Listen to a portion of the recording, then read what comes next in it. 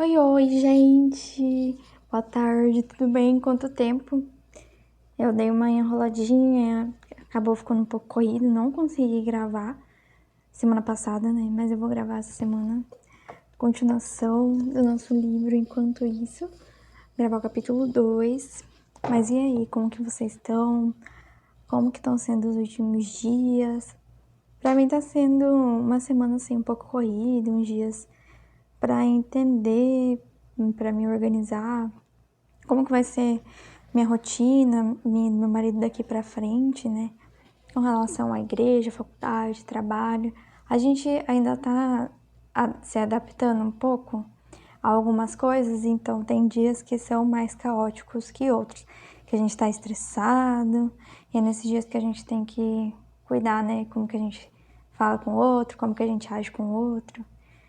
Mas enfim, é só uma reflexão, né? Que ultimamente a gente tem andado muito estressado. Não, eu falo não nós dois, né? Tipo, a gente, civilização. Muito estressado, né? E às vezes eu vejo que a gente tá normalizando esse estresse. Tipo assim, eu tô estressada. Tô cansada.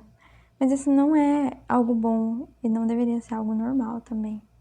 Porque o nosso corpo, ele precisa de um descanso e ele foi feito para um descanso. E parece que pelo menos, parece que às vezes eu não descanso. Tipo assim, passo a semana inteira e quando eu vejo já é segunda, eu falo, meu Deus. Isso porque eu não trabalho o dia inteiro. Quer dizer, eu trabalho. Trabalho até as 2 horas, né? No meu trabalho, no meu estágio. Depois eu venho aqui pra casa, faço comida, limpo casa, lavo roupa, faço as coisas de casa, serviço de casa. À noite a gente vai pra faculdade, ou vai pra igreja, ou vai pra algum outro lugar. Então, tipo assim, a gente tá sempre nessa correria. Mas não é normal, a gente precisa parar um tempo, respirar e alinhar. Tipo assim, alinhar mesmo. Parar pra olhar na sua vida e pensar como que eu posso organizar isso. Ou, se não tá dando pra organizar, cancela tudo. Tipo assim, essa semana eu vou tirar um tempo pra mim, esse final de semana eu vou tirar um tempo só pra botar a cabeça no lugar, alinhar minha vida, minha rotina, porque senão a gente fica doido. Tô gravando com esse microfone aqui. Eu espero que esteja gravando. Eu falo que eu faço sem corte, mas eu vou pausar agora, só pra testar o áudio. E aí, estando tudo certo, eu vou continuar, beleza? Então, gente, tudo certo, graças a Deus. No último capítulo, que no caso foi o primeiro, no último que a gente leu, né? Fala sobre nossa identidade, sobre quem nós somos e não somos aquilo que nós fazemos. Fala sobre aproveitar a jornada, os frutos, apreciar aquilo que o Senhor está fazendo, sobre a gente deixar um pouco as redes sociais de lado, o celular de lado, né? Que é tudo muito rápido, tudo numa ansiedade e apenas viver o presente. A gente precisa viver o presente, né? Então, o segundo capítulo se chama A Chave. Estamos esperando? Não sei. Quantas vezes eu disse não sei este ano, hein? Deus sabe, eu só caminho. Seja com os sims, com os nãos. Eu vou continuar andando. Aprendi tanto neste ano e ainda tenho tanto o que aprender. Quero mais. Gente, eu não sei se eu vou colocar as fotos, porque na realidade eu não sei se pode. Porque senão eu vou acabar divulgando o livro inteiro, né? E aí eu acho que os direitos autorais não permitem. Mas eu vou ler aqui. Pra mim tá travando, gente. Peraí. Aí. Perdendo o controle. Eu me lembro exatamente do dia em que eu planejei parar de tomar a pílula anticoncepcional. Eu e Rafa tínhamos combinado que passaríamos 2 anos casados sem ter filhos. Então, em janeiro de 2017, faltavam 2 meses para completar esse prazo e o assunto começou a surgir. Lembro-me de ser resistente inicialmente com a ideia por conta da nossa situação financeira naquele momento. Mas em conversa com um amigo espanhol, muito querido, ele nos disse: vocês têm isso forte no coração de vocês? Tem paz com relação a isso? É um sonho de Deus para vocês? Então ele é fiel para cumprir e suprir o que for necessário. Naquela mesma noite, quando ele foi embora, fechamos a porta, oramos e decidimos que eu pararia com a pílula. Antes disso, Nós já tínhamos passado muitas madrugadas conversando sobre o assunto. Nós morávamos na Espanha, sozinhos, com uma reserva de dinheiro. Mas naquele momento estávamos desempregados. Tudo era incerto. Só que algo no nosso coração nos dizia que era o tempo de começar a tentar.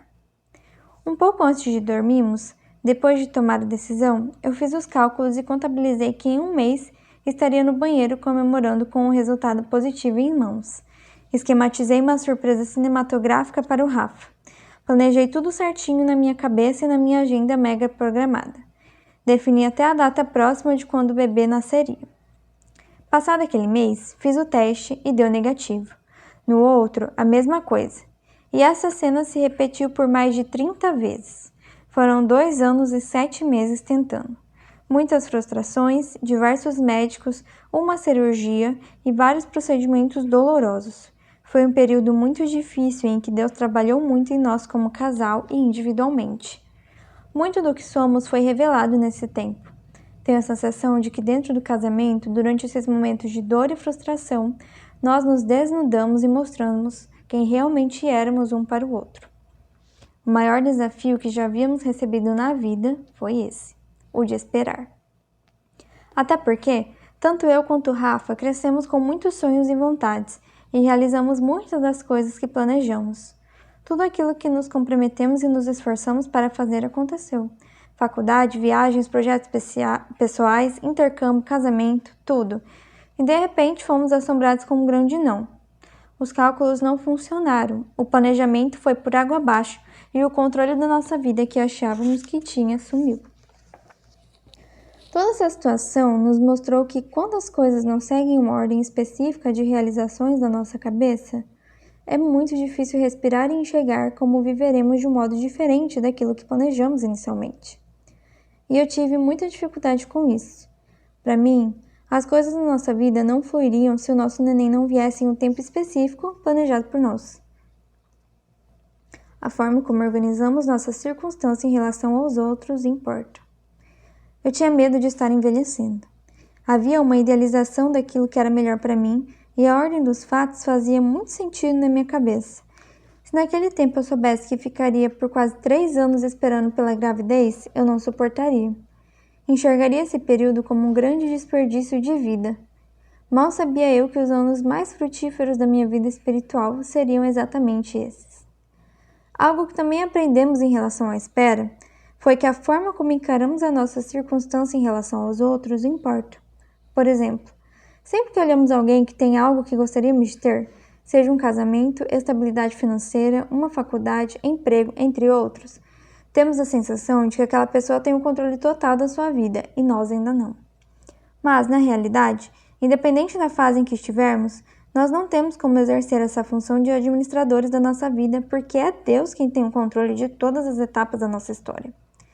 E ao passo que caminhamos com Ele, vamos compreendendo que, seja qual for o degrau que subirmos, o lugar em que chegarmos ou ainda a conquista que alcançarmos, devemos sempre reconhecer que não controlamos absolutamente nada. É Deus quem tem o controle de todas as etapas da nossa história. Fere muito o nosso orgulho admitir que perdemos essa posição de governo e que no final das contas não é sobre nós. A nossa vida não nos pertence e muito menos segue necessariamente a linha do tempo da nossa cabeça perfeita e planejada. Acreditamos ser autossuficientes para escrever nossa própria história e ditar o que é melhor para nós. Pensamos que a vida funciona como muitos dos discursos que ouvimos. Somos donos das nossas decisões e temos toda a capacidade de realizar nossos sonhos. Até nos depararmos com um grande não. A falsa sensação de controle que temos da nossa vida coloca as nossas vontades no lugar de Deus e nos mantém na posição de donos do tempo. Por isso, enquanto achamos que podemos controlar o futuro, perdemos a chance de desfrutar de várias oportunidades que nos são dadas no presente. É o que eu estava falando no começo do vídeo. A gente precisa aproveitar o agora, o hoje. Eu não tenho amanhã, o ontem já foi, eu só tenho esse momento. Tudo pode acontecer a qualquer momento. É igual quando eu tava vindo pra casa, o Uber falou, né? Que ansiedade é excesso de futuro. Aí ele tá falando depressão, excesso de passado. E estresse, excesso de presente. Tudo em excesso faz mal. A gente precisa viver o agora.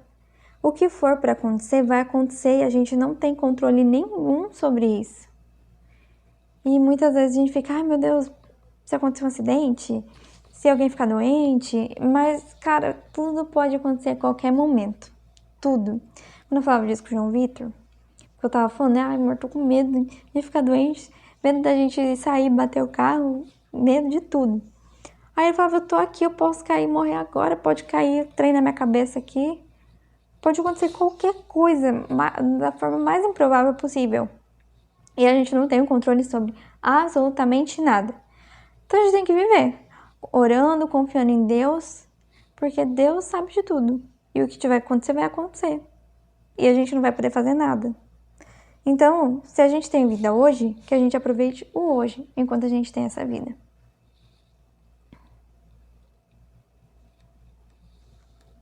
Me perdi.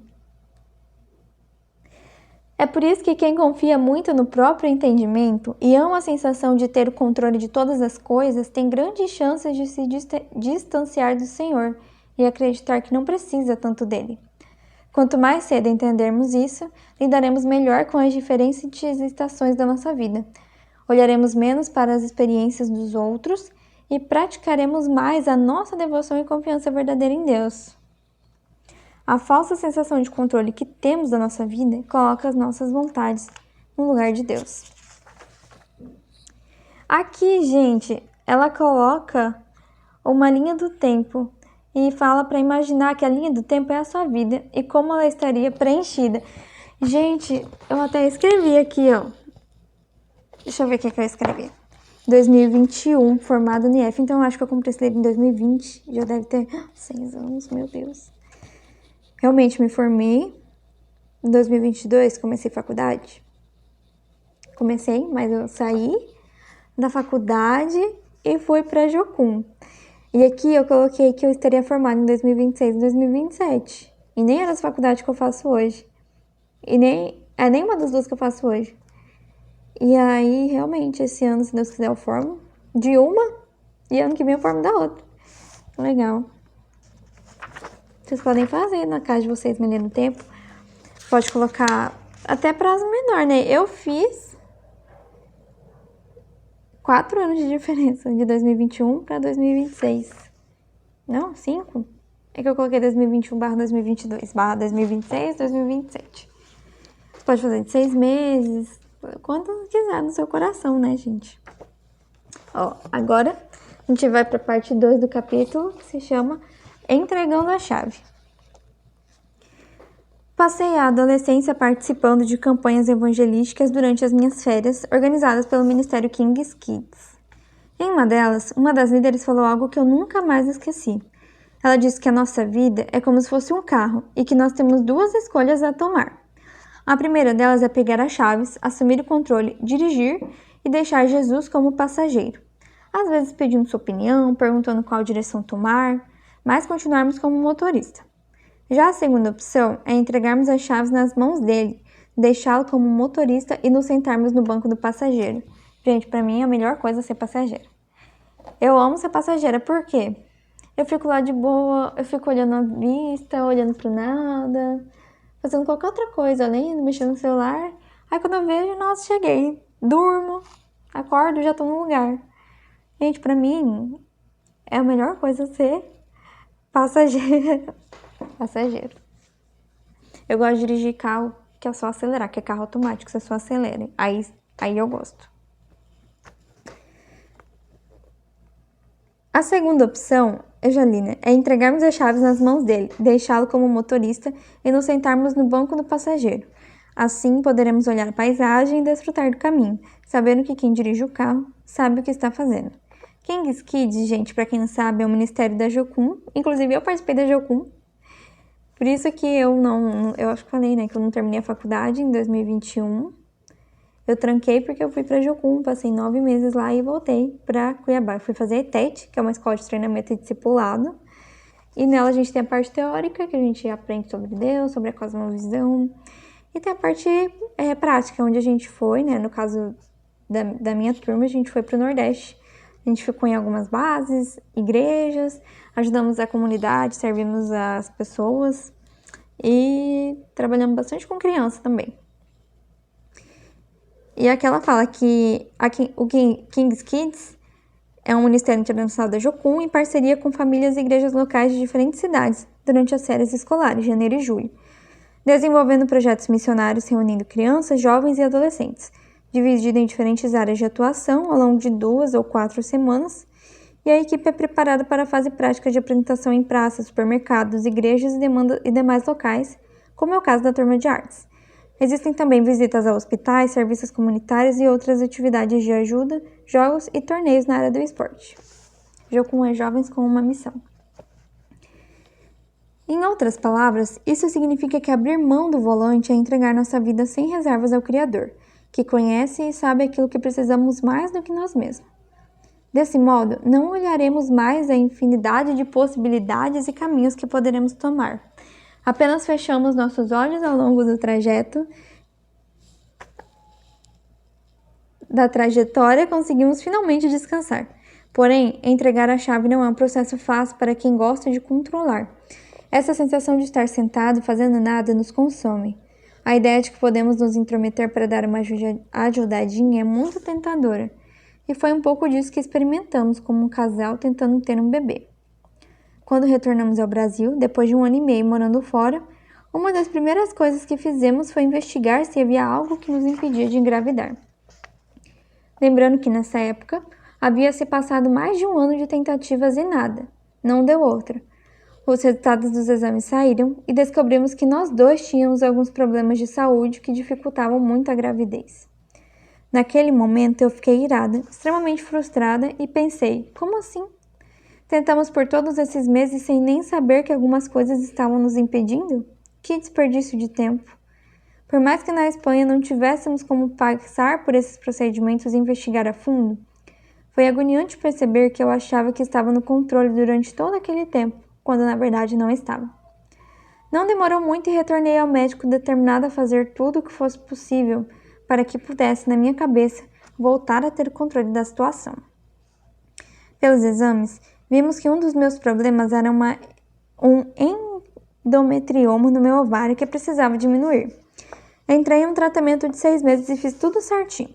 Persisti e não falhei em tomar nenhum dos remédios, seguindo absolutamente todas as recomendações médicas.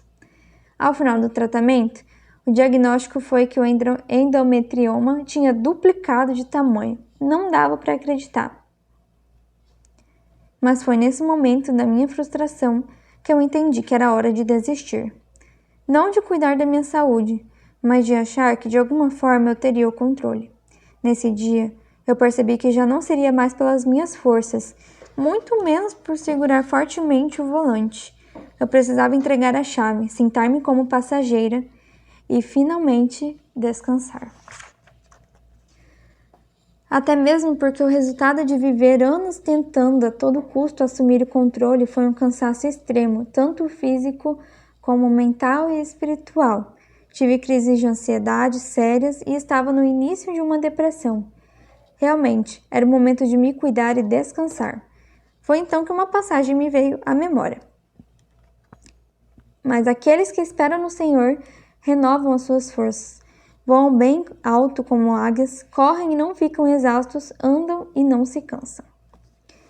Esse texto de Isaías é muito significativo. Perceba, esperar na nossa própria vontade é muito diferente de aguardar no Senhor. O processo de esperar e lutar para que as coisas aconteçam da nossa forma só nos cansa e desgasta.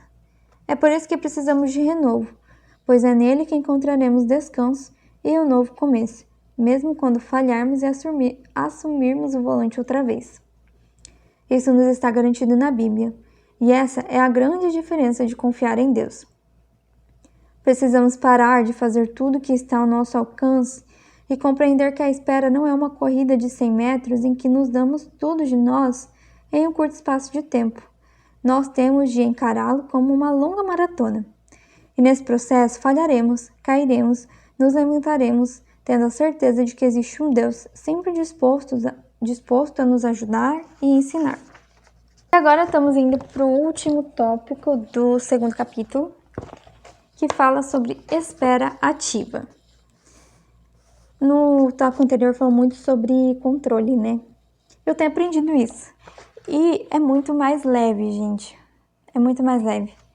Eu vivia ansiosa, sabe? É igual com relação a medo. Medo de tudo, qualquer coisa. E isso é algo irracional, porque desde que a gente não tem controle de nada. E nós precisamos confiar em Deus. É a melhor coisa. Algo que acontece muito é confundirmos os momentos de espera com os de total passividade. É fato que quando alguém nos diz para aguardarmos, a primeira coisa que fazemos é ficar parado e a nossa reação automática é ficar parado. Portanto, existem dois grandes erros que podemos cometer: ou nos colocamos em uma posição passiva e simplesmente não saímos do lugar, ou então preenchemos loucamente nosso tempo para não senti-lo passar. Esses dois extremos são perigosos. Mas quero levar você a refletir sobre esse lugar de passividade, onde ficamos quase que paralisados. É inacreditável como podemos facilmente cair no engano de pensar que a espera é um castigo, e ainda que só sairemos dessa posição quando alguém nos tirar de lá. Contudo, se mudarmos nossa mente e a perspectiva que temos sobre esse tempo, então conseguiremos enxergar outras possibilidades. São dois erros, eu li sem a vírgula, porque tá grifado, eu não enxerguei direito. Existem dois grandes erros que podemos cometer. Ou nos colocamos em uma posição passiva e simplesmente não saímos do lugar, ou preenchemos loucamente nosso tempo para não senti-lo passar.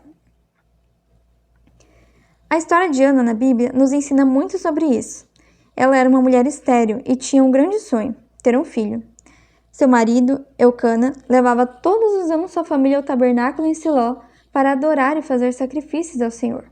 Para Ana, esse era um período muito difícil, já que a outra esposa de seu marido tinha filhos com ele e sempre a provocara, lembrando que Deus a tinha deixado sem filhos.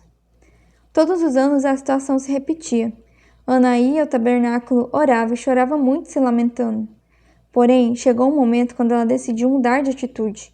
Em uma dessas idas a Siló, essa mulher decidiu mudar sua oração. Ana não só clamou a Deus para que lhe desse um filho, mas se comprometeu, a caso recebesse, devolvê-lo em serviço ao Senhor. A Bíblia nos conta que depois dessa atitude, Ana mudou seu semblante e ficou radiante. Logo, em seguida, no mesmo ano em que mudou sua oração de lamento para de entrega ao Senhor, Deus a abençoou com um filho e ela o chamou de Samuel.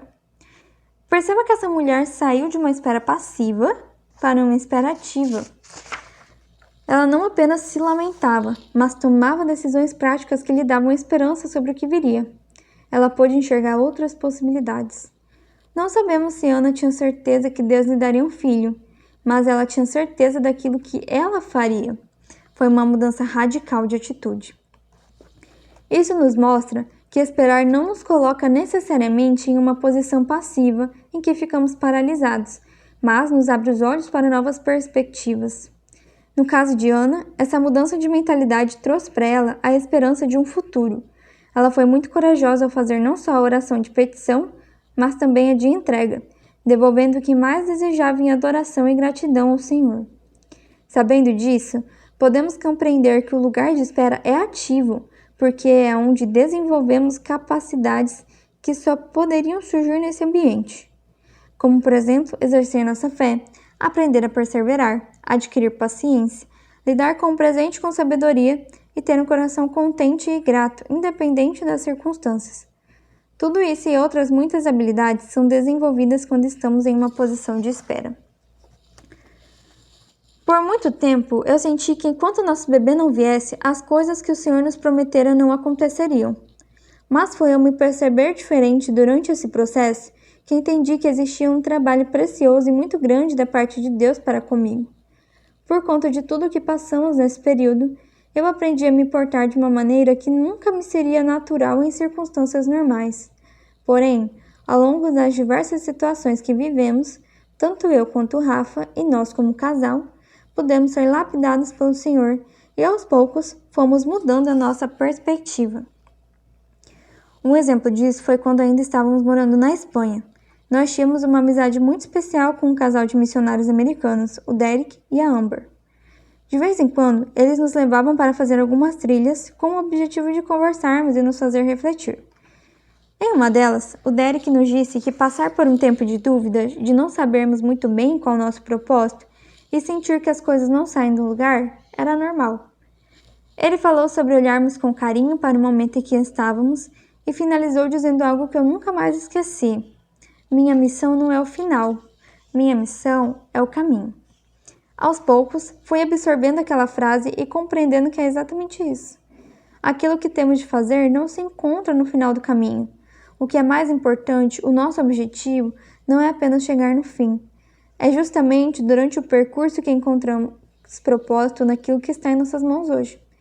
Mesmo porque Deus não nos convida para irmos cegamente em direção ao alvo, correndo, cansados e perdidos. Ele nos dá o presente de trabalharmos ativamente durante o caminho e enxergarmos oportunidades incríveis de outras possibilidades. Comentei no início deste livro sobre a sensação de estar me sentindo inútil enquanto não chegava a uma posição determinada em minha vida. Pois bem, eu compreendi que só porque eu ainda não tinha definido o que faria com o meu futuro, ou porque ainda não era mãe, eu sentia que não estava cumprindo a minha missão. A minha missão não é o final do caminho.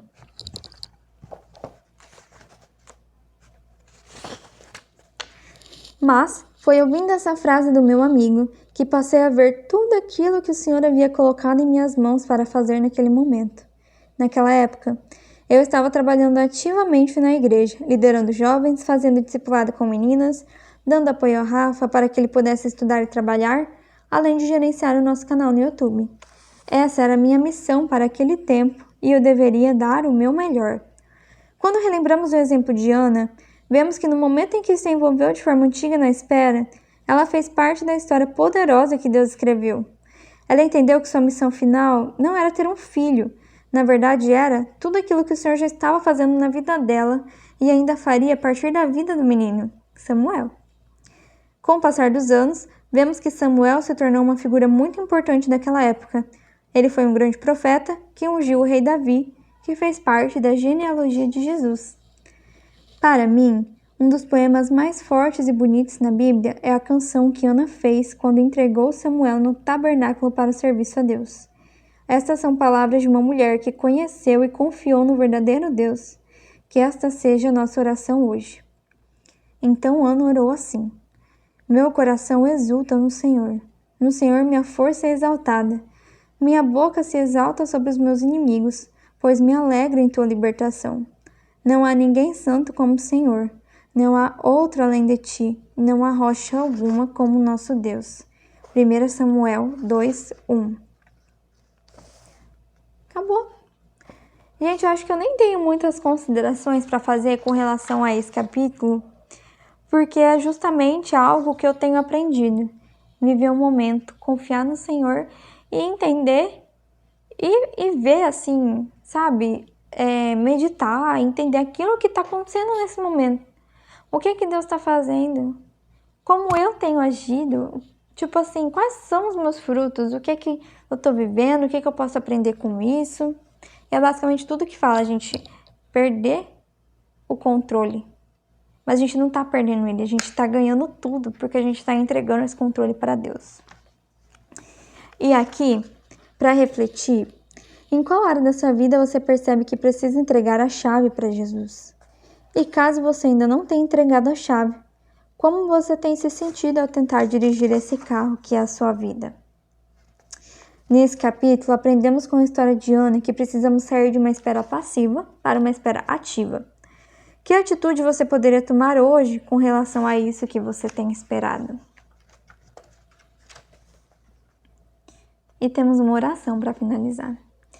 Deus, quero colocar minha vida em tuas mãos. Confesso que tem sido exaustivo tentar controlar minha vida. Mas hoje entrego a chave para que o Senhor assuma o controle que sempre foi e sempre será teu. Quero fechar os olhos e aprender a desfrutar da caminhada, enquanto descanso em Ti. Em nome de Jesus.